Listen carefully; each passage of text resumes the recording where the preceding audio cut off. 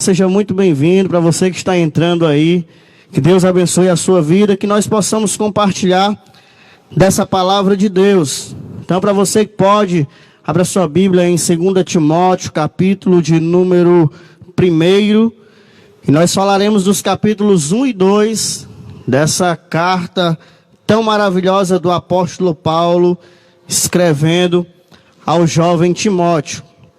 Então, nessa noite, se você pode nos acompanhar, eu queria fazer a leitura de apenas um texto que é especial demais, que está no versículo de número 12, que diz exatamente o seguinte: e por isso estou sofrendo estas coisas, todavia não me envergonho, porque sei em quem eu tenho crido, e estou certo de que Ele é poderoso para guardar o meu depósito até aquele dia. Meus queridos irmãos, nós definimos um tema para falar nessa noite, no nosso culto da juventude, aqui com a Juventude de Cristo Redentor 1, né? Juventude Maranata. Decidimos falar a respeito, irmãos, de um tema que foi escolhido, determinado como remodelando falsos conceitos em tempos de crise. E eu queria compartilhar essa palavra com você, irmãos, porque nós temos um modelo de remodelação de falsos conceitos em vários tempos de crise que a igreja vivenciou na história. Mas mais importante do que isso é eu e você nos tornarmos remodeladores de falsos conceitos em tempos como os tempos que nós estamos vivendo nos dias de hoje. Então, isso é sobremodo importante para as nossas vidas, isso é bom para as nossas vidas, não só entendermos esse agir de Deus na história da igreja, como também nos dispormos à disposição de Deus, nos colocarmos à disposição de Deus, para sermos também esse canal de bênção na vida de outras pessoas, que possam nesse exato momento estar enfrentando momentos muito piores do que aquilo que nós possamos imaginar. Essa carta, meus irmãos, ela é uma carta que Paulo escreveu diretamente para Timóteo, uma carta pastoral. Das 13 epístolas de Paulo, essa é a última carta que Paulo escreveu, se dirigindo a um jovem que tinha um futuro promissor com a igreja, que tinha um grande objetivo diante de si, mas que enfrentava dificuldades dentro desse contexto. E é nesse ponto que eu queria compartilhar com você essa palavra, falando exatamente do exemplo de Paulo como o remodelador de falsos conceitos, visto que esse jovem chamado Timóteo, ele vivenciava um momento de crise espiritual na sua vida, e esse momento foi propício para que Paulo se manifestasse como remodelador dos seus conceitos mal estabelecidos, e também nos auxiliasse no século 21, para que eu e você também pudéssemos nos sobressair melhor num tempo tão complicado como esse. Eu queria começar com você, meus irmãos, explicando o que é que de fato significa remodelar alguma coisa. Remodelar, eu fiz questão de anotar, é modelar outra vez. Parte da ideia de fazer devidas alterações, reformar alguma coisa, remodelar alguma coisa. E um conceito é algo que nós temos pré-estabelecido, é uma noção, é uma percepção de alguma coisa, é uma percepção de algo. E aqui Paulo vai ser esse remodelador de falsas ideias, e esse jovem chamado Timóteo vai ser esse jovem que nós vamos utilizar como exemplo de maus conceitos a respeito daquilo que a igreja estava passando naquele exato momento. Era um tempo de crise, era uma época em que a igreja romana oprimia a igreja de Cristo, né? O povo romano oprimia a igreja de Cristo, Nero oprimia o povo, e Timóteo estava agora tendo a oportunidade de se levantar ministerialmente para fazer a diferença naquela igreja e nesse contexto que nós estamos utilizando nesse exato momento.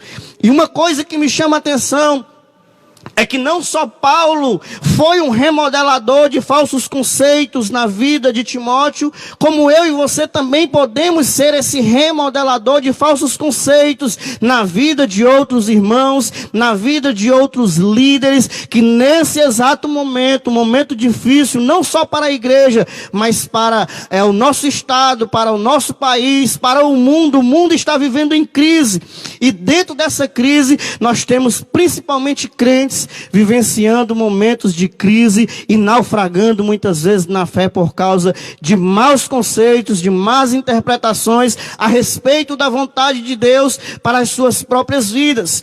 Eu coloquei aqui, irmãos, para nós refletirmos juntos algumas coisas que são importantes para nós nos tornarmos um remodelador de falsos conceitos. Alguém nesse exato momento está olhando para a crise como algo ruim, como algo prejudicial, como algo temeroso, mas eu queria convidar a você para olhar pelas lentes de Paulo, as lentes das Escrituras Sagradas, e descobrir no meio dessa pandemia, no meio desse isolamento social, no meio de tudo isso, dessa enfermidade, dessa doença que tanto mata nesses últimos dias, algo de bom para as nossas vidas, algo que Cristo consiga identificar por meio de nós, para ajudar, para auxiliar outras pessoas que possam estar nesse momento vivendo um momento de crise.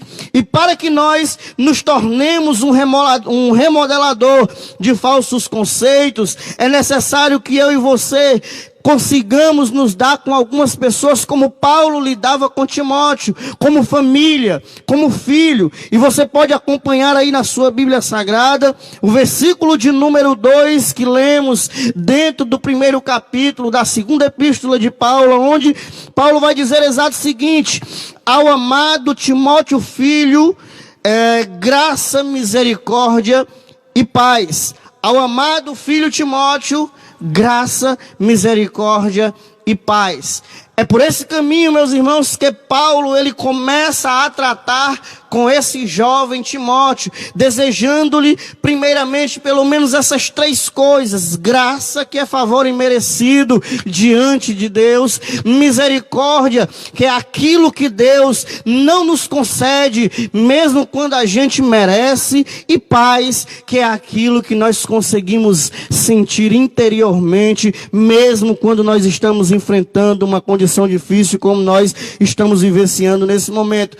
A vida de Timóteo, ela chamava a atenção de Paulo por causa de algumas coisas que eu queria muito poder citar aqui aos meus irmãos, detalhadamente cada ponto, mas nós sabemos que não teremos tempo suficientemente para isso. Mas algumas coisas atraía a visão do apóstolo Paulo quando ele olhava para Timóteo. Uma delas, o texto sagrado vai nos dizer que eram as suas lágrimas. Timóteo andou com Paulo, caminhou com Paulo, serviu a Deus com Paulo, trabalhou ministerialmente com Paulo, e Paulo conseguiu identificar no coração desse menino, desse jovem, um jovem pastor que estava se levantando, que estava começando a liderar. Paulo descobriu no coração de Timóteo que ele era um jovem que se derramava pela obra de Deus, que se dedicava à obra de Deus, que quando era necessário ele orava e chorava pela obra de Deus, e isso tinha uma raiz. O versículo de número 5 vai nos dizer que a fé de Timóteo era uma fé sem fingimento, era uma fé que já vinha respaldada nos seus antepassados, como a própria Escritura diz. A sua avó era uma mulher de fé, a sua mãe era uma mulher de fé, e agora o jovem Timóteo, o jovem menino pastor, também desenvolve no seu coração essa fé inabalável, essa fé sem fingimento. Essa era uma das condições que atraía o apóstolo Paulo a acreditar, a apostar nesse menino para um ministério futuro, visto que Paulo estava enfrentando os seus últimos dias de vida. Mas também, Filipenses capítulo de número 2, versos 20 e 21, Paulo vai encontrar no jovem Timóteo um coração que não era egoísta.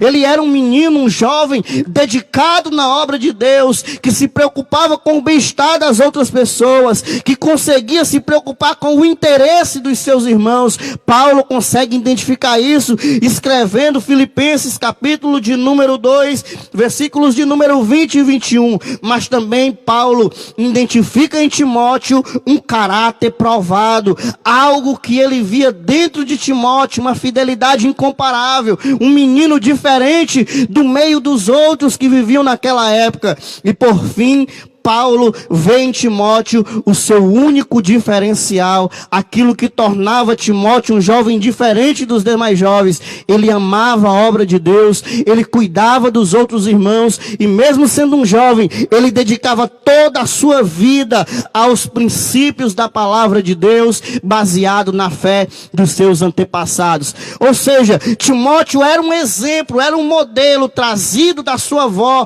trazido da sua mãe. Mesmo tendo um pai gentil, ele não ousou se entregar, ceder, deixar passar tudo isso. Ele aproveitou a fé inabalável, o modelo de fé dos seus pais, da sua mãe, da sua avó, e trouxe para a sua vida espiritual, desenvolvendo um caráter único na obra de Deus. E isso fez com que Paulo colocasse os olhos sobre aquele menino. E agora, quando o apóstolo Paulo, meus irmãos, está enfrentando os seus dias mais difíceis, a sua última prisão, partindo agora para o matadouro, Paulo está se preparando agora para morrer e precisa entregar aquilo que muitos chamam de bastão do evangelho. Paulo precisava agora passar a continuidade do evangelho para alguém, e alguém precisava se levantar nesse contexto contra Nero, contra Roma, contra os princípios daquilo tudo que estava acontecendo, e se levantar como alguém promissor para um evangelho futuro. E Deus levantou esse menino chamado Timóteo. Paulo colocou os olhos nesse menino e daí então passou a prepará-lo como alguém que carregaria esse bastão dali por diante, como alguém que, entre aspas, podemos dizer, substituiria o apóstolo Paulo na igreja de Éfeso, fazendo o papel de pastor, fazendo o papel de líder. E nós precisamos descobrir o porquê que Paulo é um remodelador de falsos conceitos e onde nós podemos nos transformar em remodeladores de falsos conceitos no nosso tempo. Esse menino era um menino bom, nós citamos aqui várias coisas. Timóteo tinha muitos pontos positivos na sua vida, caminhava de forma muito boa, mas a crise que ele estava vivendo naquele tempo abateu o espírito de Timóteo e trouxe problemas espirituais para a vida desse jovem. E era isso que eu queria compartilhar com você na noite desse dia.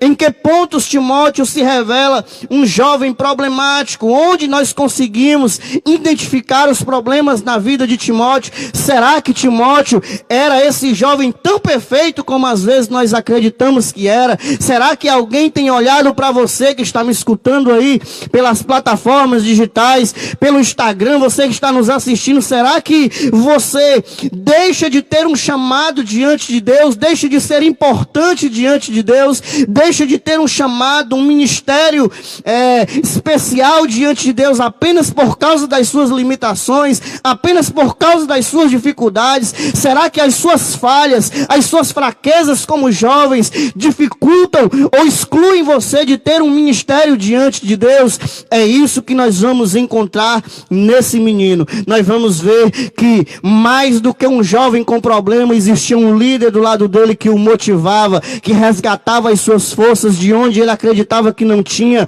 que buscava nele a força que ele precisava encontrar em alguém, mas não encontrava no momento de crise. E Paulo vai se levantar como esse alguém que remodela um falso conceito de alguém que está passando por um momento difícil. Queria abrir um parênteses aqui e dizer para você que nos assiste, que esse momento que eu e você estamos passando não pode nos matar, não pode abater a nossa fé, não pode apagar o fogo fogo do Espírito que há nas nossas vidas, não pode nos desviar do caminho da verdade, não pode nos tirar dos princípios estabelecidos pela palavra de Deus. Pelo contrário, Deus está nos concedendo esse tempo de pandemia, de isolamento social, para que eu e você possamos ter a oportunidade de ministrar o Evangelho de Jesus Cristo na vida de outras pessoas, de levar a salvação de Deus a outros corações, de levar a palavra que é viva e eficaz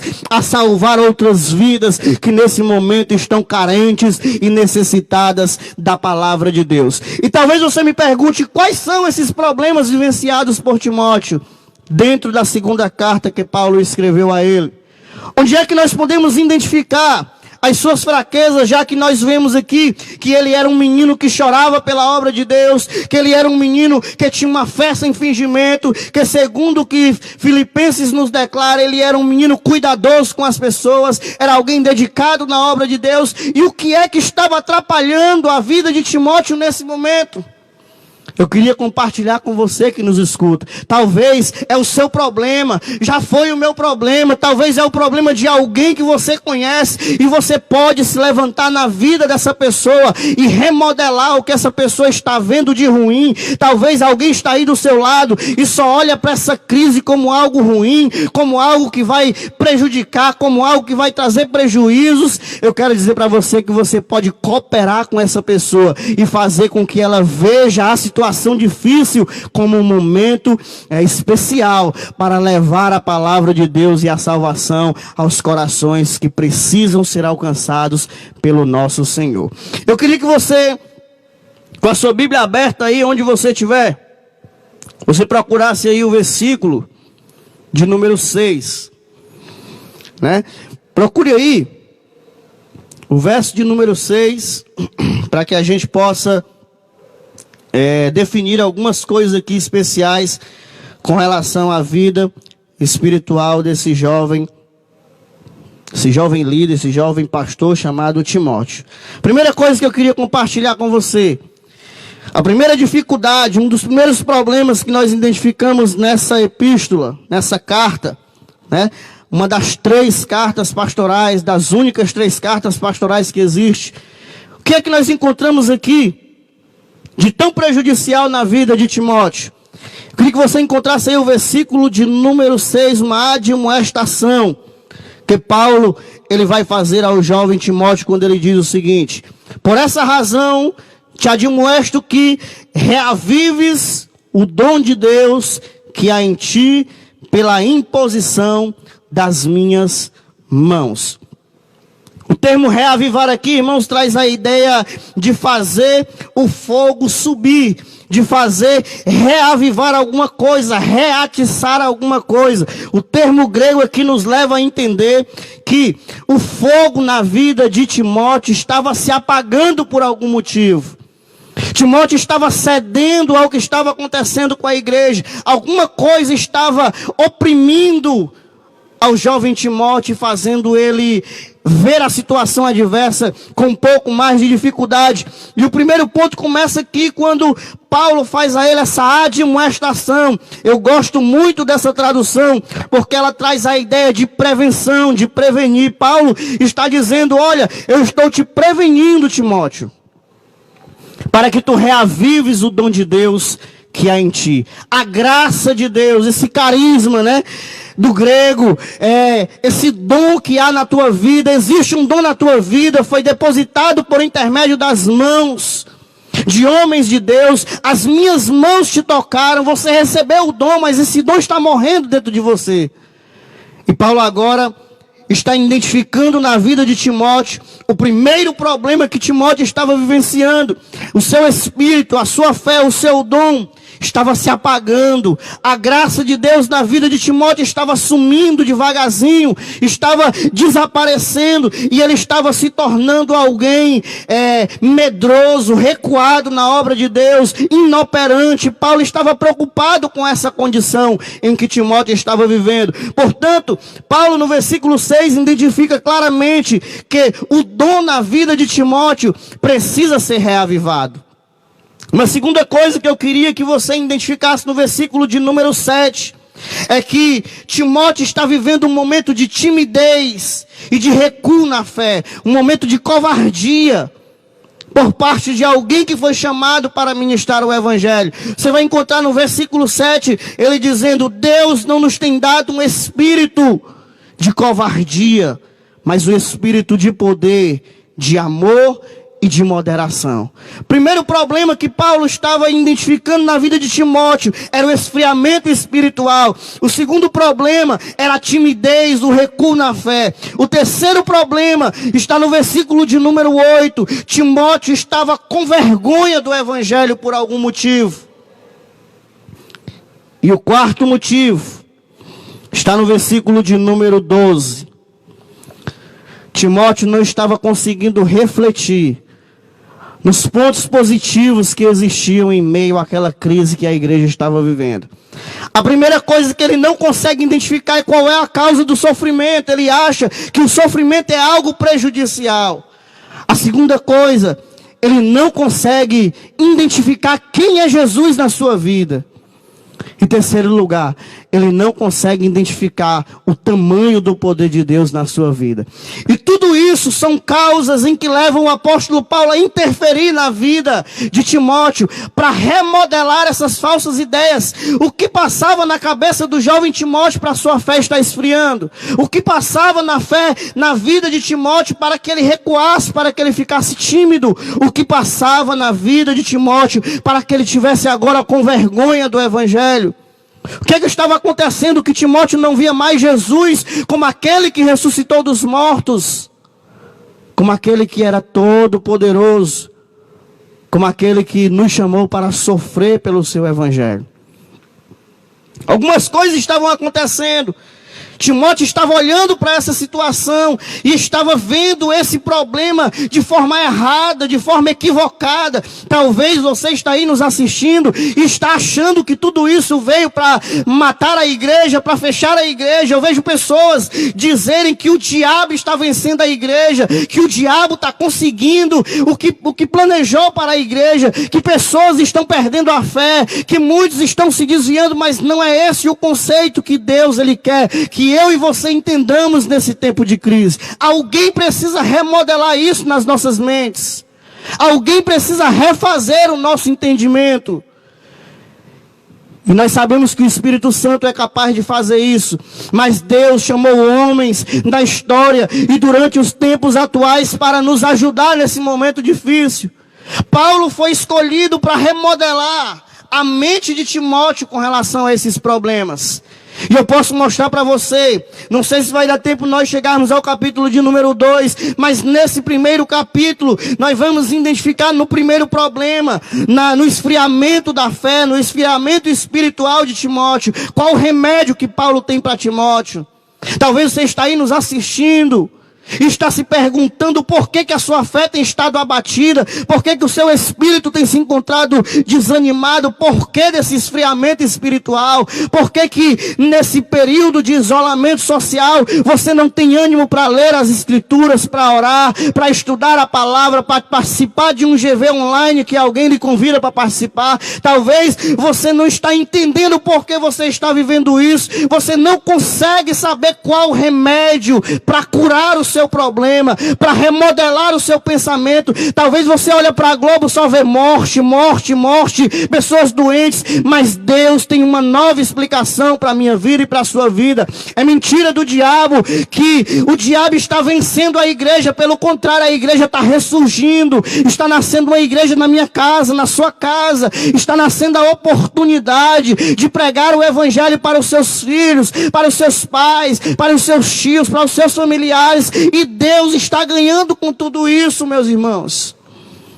Talvez você não compreendeu ainda o motivo do seu abatimento espiritual, a causa do seu esfriamento na fé. Talvez você ainda não entendeu tudo isso, mas o apóstolo Paulo, ele tem um remédio que eu queria compartilhar com você na noite desse dia, para mim poder me encaminhar aqui até o final dessa palavra. Para o primeiro problema que Timóteo está vivenciando, eu queria compartilhar para você o primeiro remédio que Paulo tem. E eu queria que você encontrasse aí no versículo de número 6 novamente. Paulo, ele vai dizer para Timóteo: eu aconselho-te, eu advirto-te, eu te admoesto,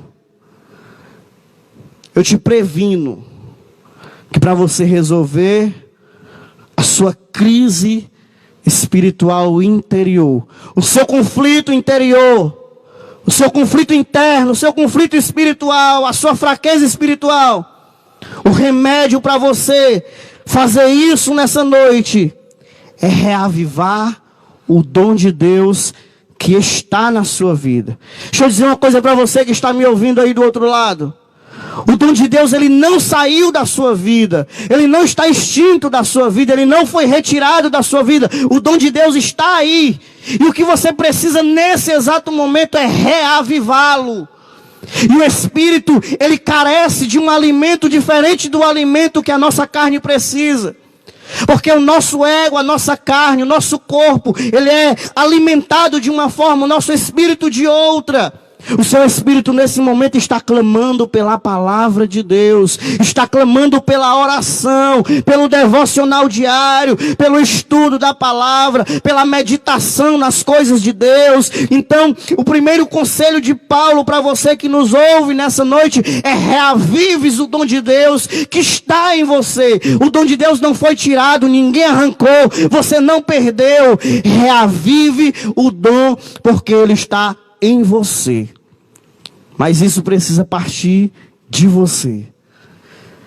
É você que está aí do outro lado que precisa se prostrar diante de Deus para buscar esse reavivamento. Ninguém consegue buscar um reavivamento parado, irmãos. Nós temos que fazer alguma coisa. E Deus chamou eu e você para buscar nessa palavra, para buscar na oração, para buscar nos princípios estabelecidos por Deus, o reavivamento para o nosso espírito. Você recebeu um dom na sua vida. Você recebeu um chamado. E a palavra de Deus para a sua vida hoje, para a minha vida é: reavive esse dom de Deus que está na sua vida. O dom está aí. Reavive-o. Segunda coisa: não recue. Não seja tímido. Não desanime. Não volte atrás. Não desista. Timóteo estava em meio a esse momento na sua vida, um momento de desânimo, de desistência, um momento de infelicidade com relação a tudo que ele estava vendo. Mas no meio disso tudo, Paulo também tem um remédio para esse jovem. Talvez você está aí do outro lado e você também é jovem, e eu não acho errado o jovem desanimar na fé, o jovem passar por um momento de frieza espiritual. Uma hora você vai passar, uma hora nós vamos passar, mas nós precisamos entender que existe remédio para isso, e nós não podemos desistir, recuar. Por isso, para o primeiro conceito, Paulo diz: reavive o dom. Para o segundo conceito, Paulo diz: Deus não te deu um espírito de covardia. Sabe por que Deus está dizendo isso, irmãos? Sabe por que Paulo está falando isso para Timóteo? Porque desistir é uma atitude covarde. Abandonar a fé é uma atitude covarde para voltar para o mundo. Abandonar os princípios de Deus e da palavra de Deus para voltar ao mundo é uma atitude covarde. E Deus, através de Paulo, ele reaviva esse jovem chamado Timóteo. Ele remodela a sua mente dizendo: não, Timóteo, isso é mentira. Você não é covarde. Deus não te deu um espírito de covardia. Deus te deu um espírito de poder, de amor e de moderação. Você não é isso aí que você está pensando que é. Paulo está remodelando o conceito de Timóteo que estava errado. Chegue para alguém que está do seu lado, que convive com você, que também está pensando assim, e remodele o pensamento dessa pessoa. Mostre para ela que o dom está nela e que precisa ser reavivado. Que precisa ser reavivado, que pode ser reavivado. Diga para essa pessoa que está aí do seu lado que esse problema que ela está vivendo não pode levar à desistência. Porque Deus não deu para essa pessoa que está aí com você um espírito de covardia. Deus deu a ela um espírito de poder, de amor e de moderação. Uma terceira coisa, Timóteo estava acreditando que tudo aquilo que estava acontecendo era vergonhoso para ele. E talvez você diga assim, do que é que Timóteo tinha vergonha? Eu posso dizer para você, Timóteo tinha vergonha, irmãos, de Jesus, de Paulo. Talvez você me diga, mas como que alguém tem vergonha de Jesus e de Paulo? O texto é simples. A vergonha de Timóteo, irmãos, é pregar um Deus que foi crucificado, que foi humilhado. É falar de um líder, de alguém, e dizer, olha, o meu Senhor é Jesus Cristo. E alguém olhar para ele e dizer, mas o seu Senhor foi humilhado, morreu numa cruz, foi desonrado. O teu líder chamado Paulo está numa cadeia, está lá sofrendo, sendo maltratado. E essa era a vergonha de Timóteo. Mas o apóstolo Paulo também tem um remédio para isso, no versículo 8, quando ele diz, não te envergonhes, portanto, do testemunho do nosso Senhor. E também não tenha vergonha do seu encarcerado, que sou eu. Pelo contrário, Timóteo, participa comigo dos sofrimentos. Paulo está remodelando a falsa ideia de Timóteo. Timóteo achava que sofrer pelo evangelho era motivo de vergonha. Paulo está dizendo para ele, isso é mentira, Timóteo. Pelo contrário, sai dessa daí, vem para cá sofrer comigo, porque os sofrimentos que nós estamos passando é para o crescimento do evangelho do nosso Senhor, que nos chamou para sofrer e morrer por essa palavra. Timóteo não estava entendendo, irmãos. Ele achava que sofrer não fazia parte do evangelho. Tem gente aí, irmãos, do outro lado me ouvindo, que está achando que o sofrimento não faz parte, que a igreja não pode passar pelo sofrimento, que nenhum crente vai passar por esse problema que nós estamos vivendo. Mas tem crente, irmão, morrendo pelo vírus. Tem crente nesse exato momento internado pelo vírus, respirando por ventiladores por causa do vírus. Sabe por quê? Porque nós fomos chamados para um mundo de aflições. No mundo tereis aflições, mas tem de bom ânimo. E para me concluir, Timóteo estava com esfriamento espiritual. Estava tímido e disposto a recuar na fé. Estava com vergonha do evangelho por causa dos sofrimentos de Jesus e do seu líder, Paulo. Mas tem uma coisa que eu queria compartilhar com você no final dessa palavra, que era pior ainda na vida de Timóteo. Timóteo não estava entendendo qual era o motivo do sofrimento. E Paulo, no versículo de número 12, depois de narrar para ele os benefícios da ressurreição de Jesus, ele vai dizer o seguinte: e por isso estou sofrendo estas coisas. Todavia eu, Paulo, não tenho vergonha do que eu estou passando. Paulo está dizendo para Timóteo, Timóteo, não é motivo de vergonha, não se envergonhe.